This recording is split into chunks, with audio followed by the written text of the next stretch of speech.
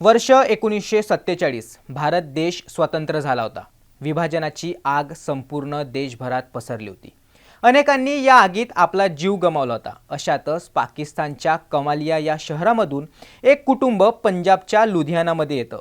हे कुटुंब होतं हिरो कंपनीचे संस्थापक ब्रिजमोहनलाल मुंजाल यांचं।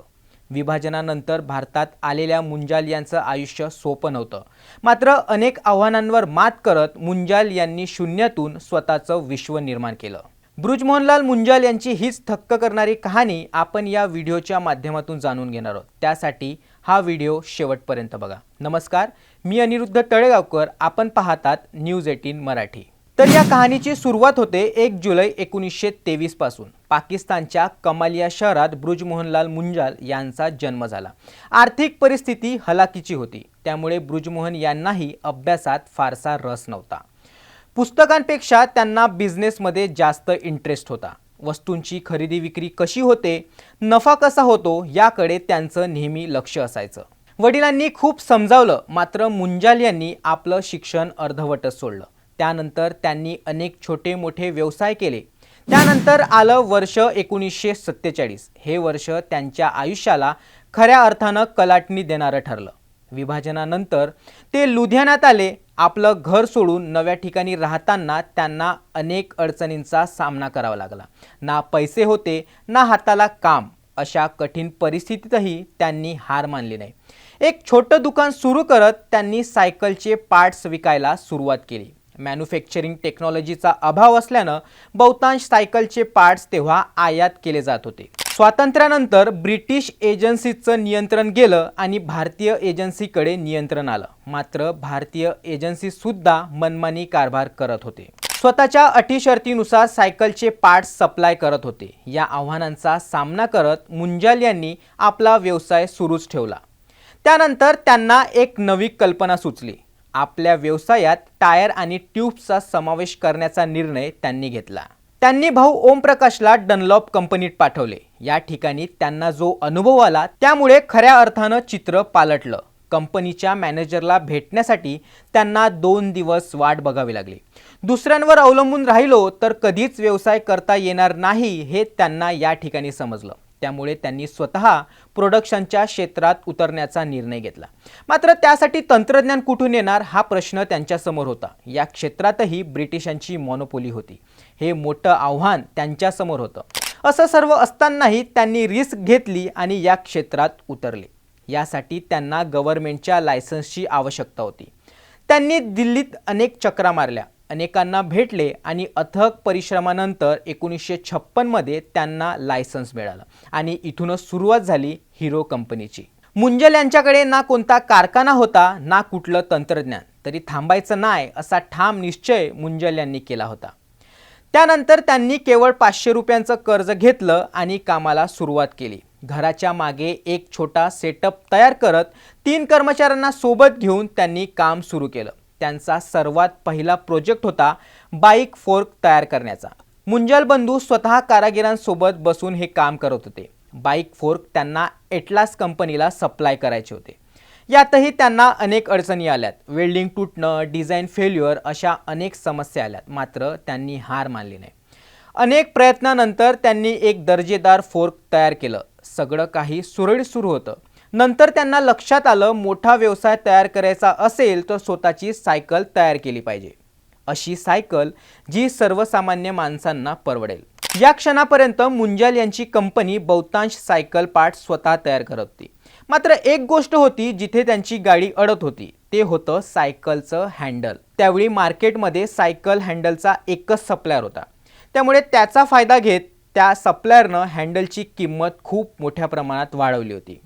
त्यामुळे मुंजाल यांच्याकडे आता 2च पर्याय होते। पहिलं म्हणजे असं स्वतःचं हँडल तयार करणं आणि दुसरं म्हणजे अधिकचे पैसे मोजून तेच हँडल खरेदी करणं। यामुळे सायकलची किंमत सुद्धा वाढणार होती। मुंजाल यांनी दुसरा पर्यायच निवडला। दुसऱ्यांवर अवलंबून राहावं लागू नये म्हणून आपण स्वतःचं हँडल तयार करायचं असं त्यांनी ठरवलं। यावेळी लुधियानामध्ये रामगढिया कम्युनिटीचे कारागीर त्यांच्या कौशल्यासाठी प्रसिद्ध होते। मुंजाल यांनी या कारागिरांची मदत घेतली। ते स्वतः त्यांच्यासोबत बसून सगळं काम करत होते। दिवस रात्र प्रयोग सुरू होते. अनेक प्रयत्नानंतर त्यांना अखेर यश आलं आणि हिरो कंपनीनं आपली स्वतःची सायकल तयार केली. सामान्य लोकांना परवडण्यासह भारतीय परिस्थितीसाठी ही सायकल सर्वोत्तम होती. ही सायकल देशात खूप प्रसिद्ध झाली, त्यामुळे हिरो कंपनीचा व्यवसाय झपाट्यानं वाढला. केवळ 10 वर्षांच्या आत म्हणजेच 1966 मध्ये हिरो कंपनी आता वर्षाला 1 लाखाहून अधिक सायकल तयार करत होती. त्यानंतर मुंजाल यांनी मागे वळून बघितलं नाही. जी कंपनी दिवसाला 25 सायकल तयार करत होती, तीच कंपनी 1980 पर्यंत दिवसाला 19,000 सायकल तयार करू लागले. 1986 मध्ये तर त्यांनी इतिहास घडवला. 1986 मध्ये एका वर्षात 22 लाख सायकल तयार करण्याचा विक्रम त्यांनी केला आणि गिनीज बुकमध्ये त्यांची नोंद झाली. हिरो सायकलचा व्यापार मिडल ईस्ट, आफ्रिका, आशिया आणि युरोपच्या 89 देशांमध्ये पोहोचला. पण मुंजाल इथेच थांबणारे नव्हते. त्यांनी बघितलं की जग आता मोटरसायकलकडे वळतोय. त्यावेळेला रॉयल इनफील्ड, जावा, राजदूत आणि बजाज सारख्या काही मोजक्या कंपनींचा दबदबा होता. मात्र यातही एक अडचण होती. या बाईक्स खूप महागड्या होत्या आणि त्यांचं मायलेजही खूप कमी होतं. इथेच मुंजाल यांना नवी संधी दिसली. सर्वसामान्यांना परवडेल अशी बाईक तयार करण्याचं त्यांनी ठरवलं. मात्र बाईक इंजिन तयार करण्याचं तंत्रज्ञान त्यांच्याकडे नव्हतं. तेव्हा त्यांनी जपानच्या होंडा कंपनीसोबत हातमिळवणी केली आणि 1984 मध्ये जन्म झाला हिरो होंडाचा. या कंपनीनं बाईक इंडस्ट्रीत नवं वादळ आणलं. त्यानंतर 1985 मध्ये आली hero होंडाची CD100. Bajaj, Chetak, royal Enfield यासारख्या बाईक्स केवळ 30 ते 35चं मायलेज देत होती, तर CD100 80चं मायलेज देत होती. त्यामुळे ही बाईक घराघरात पोहोचली. CD100चे अनेक नवे मॉडेल कंपनीनं नंतरच्या काळात लॉन्च केलेत. त्यानंतर 1994 मध्ये आली आयकॉनिक हिरो होंडा स्प्लेंडर. काही काळातच हिरो होंडा स्प्लेंडर भारतातील सर्वाधिक विक्री होणारी बाईक ठरली. 2001 मध्ये हिरो होंडा जगात सर्वात जास्त बाईक विकणारी कंपनी ठरली.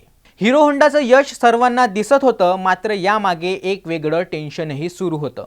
हिरोला जागतिक बाजारात जायचं होतं, होंडाला ते मान्य नव्हतं. 1991 नंतर भारतात उदारीकरण झालं. होंडाने भारतात स्वतःची कंपनी सुरू केली होती, त्यामुळे मतभेद आणखी वाढले. एक काळ असा होता की हिरो आणि होंडा एकत्र होते. या दोन्ही कंपन्यांमध्ये करार होता की एकमेकांच्या स्पर्धेत बाईक लॉन्च करायच्या नाहीत. मात्र होंडाने त्याच सेगमेंटमध्ये बाईक लॉन्च केल्यात आणि हिरो कंपनी मागे पडू लागली. हिरोला समजलं टिकायचं असेल तर स्वतःचं इंजन, स्वतःची टेक्नॉलॉजी तयार केली पाहिजे. होंडापासून वेगळं झाल्यानंतर अनेकांना वाटलं हिरो आता संपली, पण खरी गोष्ट तेव्हा सुरू झाली. आणि त्यानंतर जन्म झाला हिरो मोटो कॉर्पचा. हिरो मोटो कॉर्प बनल्यानंतर कंपनीने सर्वात आधी फोकस केला स्वतःची टेक्नॉलॉजी विकसित करण्यावर. जयपूरमध्ये अत्याधुनिक R&D सेंटर उभारण्यात आलं. जगभरातील ऑटोमोबाईल तज्ज्ञांना नियुक्त करण्यात आलं आणि हिरोने स्वतःचं इंजन तयार करण्याची तयारी सुरू केली. दरम्यान 2015 मध्ये वयाच्या 92व्या वर्षी बृजमोहनलाल यांचं निधन झालं. मात्र जाण्यापूर्वी शेकडो कोटींचं साम्राज्य ते तयार करून गेले होते. त्यांच्या जाण्यानंतरही हिरोची घोडदौड सुरूच राहिली. 14 जुलै 2016 मध्ये हिरोने पहिली पूर्णपणे स्वतःच्या टेक्नॉलॉजीवर आधारित स्प्लेंडर आय स्मार्ट लॉन्च केली. चेसिस पासून इंजिनपर्यंत सगळं स्वतः तयार केलं. हा कंपनीसाठी खऱ्या अर्थानं टर्निंग पॉइंट होता. यानंतर हिरो फक्त भारतापुरता मर्यादित राहिली नाही. लॅटिन अमेरिका, आफ्रिका आणि पश्चिम आशिया इथे निर्यात सुरू झाली. EV क्षेत्रातही त्यांनी मोठी मजल मारली आणि अशा प्रकारे या विशाल साम्राज्याची निर्मिती झाली. आज हिरो 48 देशांमध्ये आहे. भारतामध्ये हिरोचं जवळपास 30% मार्केट शेअर आहे. 500 रुपयांच्या कर्जापासून सुरू झालेला व्यवसाय आता कोटींच्या घरात पोहोचलाय. यामध्ये संघर्ष होता, मेहनत होती बृजमोहनलाल मुंजाल यांची. आज मुंजाल कुटुंबियांची संपत्ती 3 अब्ज 55 कोटी रुपये इतकी आहे. स्वप्न बघायची, केवळ बघायचीच नाही तर ती स्वप्न कशी पूर्ण करायची हे आपल्याला मुंजाल यांच्याकडून शिकायला मिळतं. तर ही होती बृजमोहनलाल मुंजाल यांची थक्क करणारी स्टोरी. तर हा व्हिडिओ तुम्हाला कसा वाटला हे आम्हाला कमेंटमध्ये सांगा. हिरो होंडा ही तुमची पण पहिली बाईक होती का हेही आम्हाला नक्की कळवा आणि अशाच माहितीपूर्ण व्हिडिओसाठी न्यूज 18 मराठीला फॉलो करा.